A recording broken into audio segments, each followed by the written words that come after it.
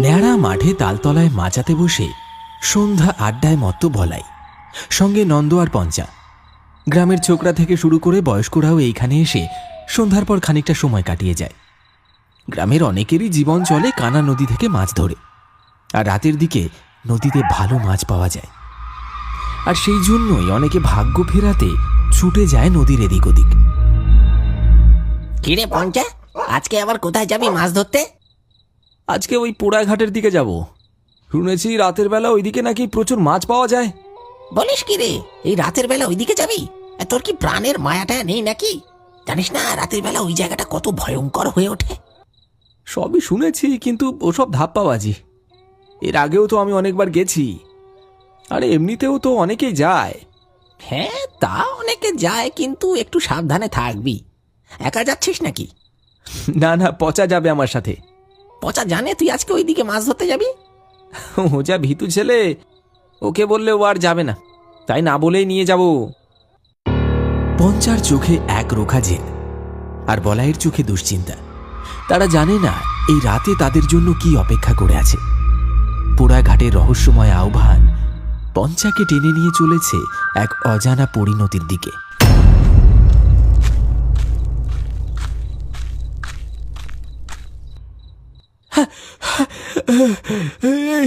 তোরা এখানে আড্ডা মারছিস, আর আমি সেই থেকে অপেক্ষা করছি চৌরাস্তার মোড়ে।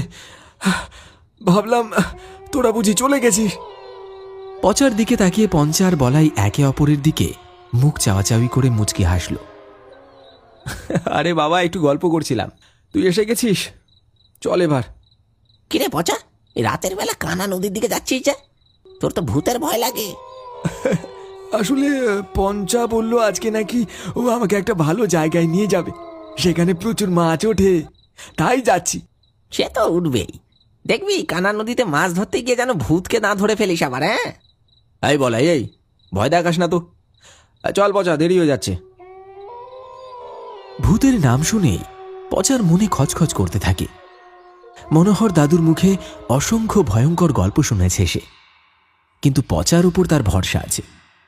পঞ্চা এসব বিশ্বাস করে না, আর সে সাহসী ছেলে। দুজন মিলে হাঁটতে শুরু করে কানা নদীর দিকে।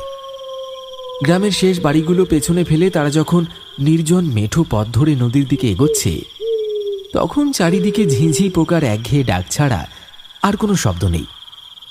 আকাশের চাঁদটাও তখন পাতলা মেঘের আড়ালে ঢাকা, তাই টর্চের আলোতেই ভরসা।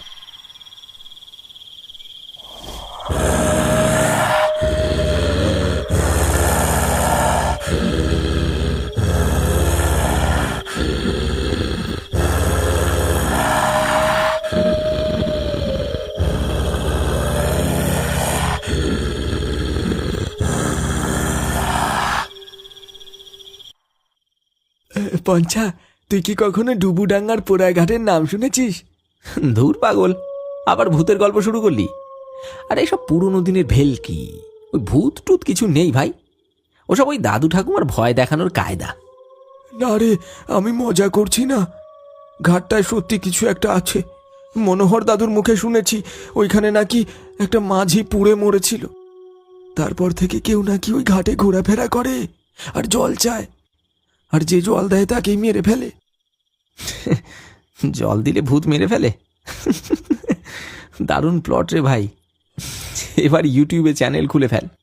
তোর সবেতেই অবিশ্বাস, যখন ভূতের পাল্লায় পড়বি তখন বুঝতে পারবি, খ্যাসা বেরিয়ে যাবে। কিন্তু সেই মুহূর্তে তারা বুঝতে পারেনি তাদের অলক্ষ্যে নদীর পাড়ে দাঁড়িয়ে থাকা ছায়ামূর্তিটা তাদেরকে দেখছে। সে কি আদৌ মানুষ নাকি অন্য কেউ?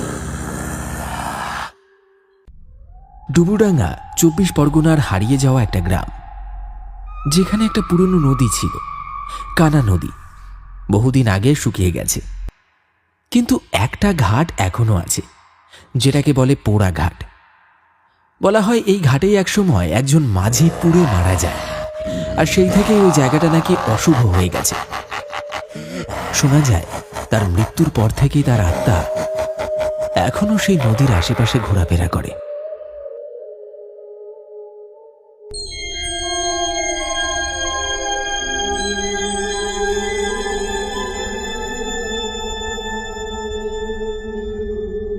কিরে, এমন গম্ভীর মুখে দাঁড়িয়ে আছিস কেন? তোকে দেখে তো মনে হচ্ছে কিছু একটা টের পেয়েছিস। দেখ ওইদিকে, ঘাটের একেবারে ধারে জল ধস নেমে যে জায়গাটা কাদার পাহাড় জমেছে, সেইখানটায় কেউ বসে আছে। কোথায় রে? আমি তো কিছুই দেখতে পাচ্ছি না। কুয়াশার ভেতর বসে আছে, মুখ দেখা যাচ্ছে না, কিন্তু একটা কালো কম্বল গায়ে ঢাকা, একদম নড়ছে না রে, যেন পাথরের মূর্তি। আমি বলছি পঞ্চা, ওটা ওটা মানুষ না। ওর বসে থাকার ভঙ্গি দেখ, মনে হচ্ছে না ওটা কোনো মানুষ। তুই আবার শুরু করলি। হয়তো কোনো জেলে হবে। কুয়াশায় এমনিতেই সবকিছু অদ্ভুত লাগে। হঠাৎ পচা আর পঞ্চা দেখতে পায় নদীর একেবারে শেষ সীমানায় পোড়া ঘাটের ধারে কেউ একজন বসে আছে।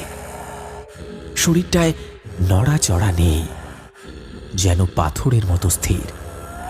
চারপাশে কুয়াশা ঘিরে ধরেছে তাকে, আর সেই স্থিরতার মধ্যে অদ্ভুত এক অস্বস্তিকর নীরবতা।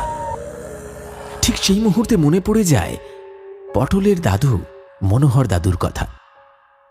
একসময় গ্রামের অভিজ্ঞ জেলে ছিলেন তিনি।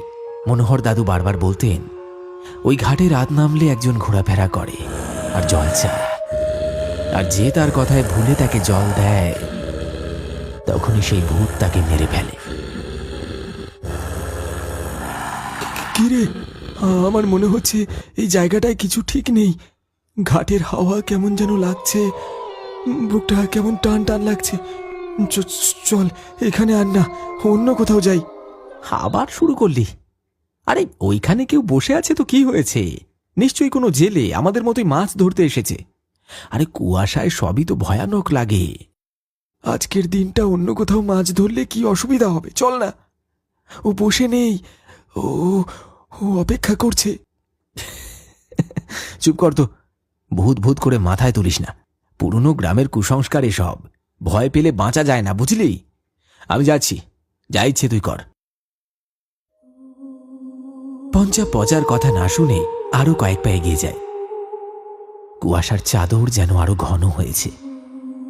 সেই মূর্তিটা যেন আরো স্পষ্ট হচ্ছে।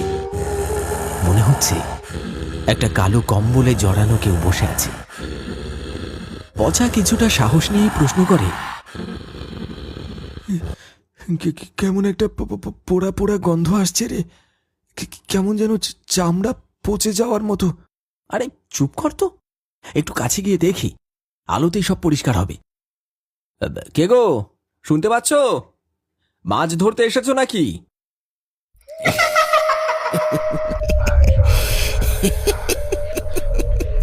কয়েক মুহূর্ত সব চুপচাপ। তারপর হঠাৎ একটা কণ্ঠস্বর ভেসে এলো, জল, একটু জল দাও। কথাটা শোনা মাত্রই পঞ্চা এক ঝটকায় কিছুটা পেছনে সরে এলো। তার মুখে আতঙ্ক জমা হয়েছে। না না না না, ওটা মানুষ না। মনোহর দাদু বলেছিল ও জল চায়, হ্যাঁ, তারপর তারপর তাকে মেরে ফেলে। ওর কণ্ঠটা শুনলি? কেমন যেন চেনা, কেমন করুণ। মনে হচ্ছে যেন সত্যি ওর খুব তেষ্টা পেয়েছে। আরে পাগল হয়েছিস নাকি? দেখ, বাতাস ভারী হয়ে গেছে, গাছগুলো কাঁপছে। এমন কখনো হয় না। ওটা জল খাবে না রে, তোর প্রাণ খাবে। আমি আমি শুধু একটু জল দেব। ওর এত কষ্ট আমি দেখতে পারছি না। না পঞ্চা, পেছো, ওটা ওটা মানুষ না রে। ইতিমধ্যে পঞ্চা সেই ছায়া মূর্তির হাতে বশ হয়ে গেছে। হঠাৎ একটা বিকট পোড়া গন্ধ ছড়িয়ে পড়েছে চারপাশে।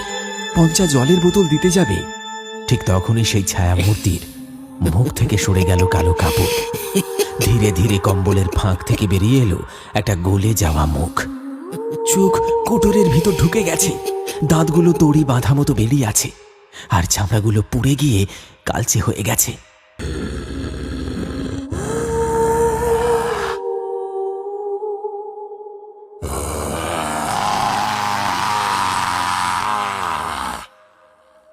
ও মাগো, এই যে সেই ভূত!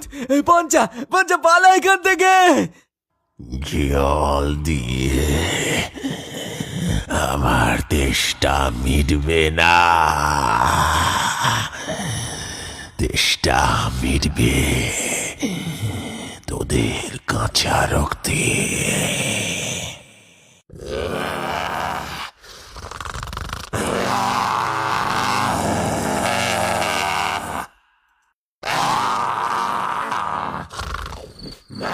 পঞ্চা তখনও এই ছায়া মূর্তির কাছে হতভম্বের মতো দাঁড়িয়ে আছে। কেবল ঝিঁঝি পোকার ডাক আর গোঙানের শব্দ ভেসে আসছে পচার কানে। পচার বুকের ভেতরটা ঢিপ ঢিপ করছে। সে পঞ্চাকে কুনোই দিয়ে গুঁতো মেরে পেছাতে ইশারা করে, কিন্তু পঞ্চা তখনও ওই মূর্তির দিকে তাকিয়ে। হঠাৎ মূর্তিটা খুব ক্ষীণ স্বরে বলে ওঠে, মনে পড়ছে না মনোহর দাদুর কথা, যে জল দেয় আমি তাকেই মেরে ফেলি। পচা মরিয়া হয়ে এক হাত চেপে ধরে পঞ্চার। সেই ছায়ামূর্তি আরো শক্ত করে আঁকড়ে ধরে। পঞ্চার শরীর কাঁপনি দিয়ে ওঠে। সে বুঝতে পারে তার শরীরের শক্তি যেন শুষে নিচ্ছে কেউ। তার চোখ বিস্ফারিত হয়, আর সে চিৎকার করার চেষ্টা করেও কোনো শব্দ করতে পারে না।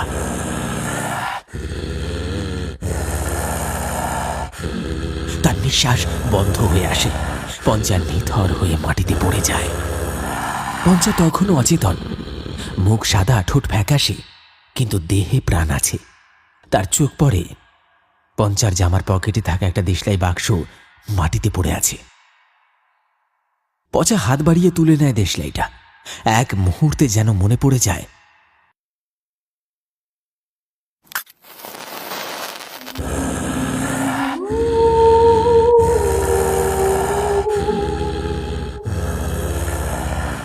একদিন এই আগুনে পুড়ে তুই মরেছিলিস, এখনো তোর মুক্তি হয়নি।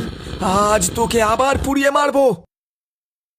মরিয়া হয়ে একটা কাঠি জ্বালিয়ে সে জ্বলন্ত দেশলাই কাঠিটা সে পিশাচের দিকে ছুঁড়ে দিল। আগুনের শিখা স্পর্শ করতেই কাঠি এক অবিশ্বাস্য ঘটনা ঘটল। শুকনো হাড়গুলো যেন জল জল করে জ্বলে উঠল এক তীব্র লালচে আভায়। পচা দেখতে পেল সেই পিশাচের পোড়া কঙ্কাল দ্রুত দাউ দাউ করে পুড়তে শুরু করেছে। বিকট এক আর্তনাদ করে মূর্তিটা ছাই হয়ে মাটিতে মিশে গেল।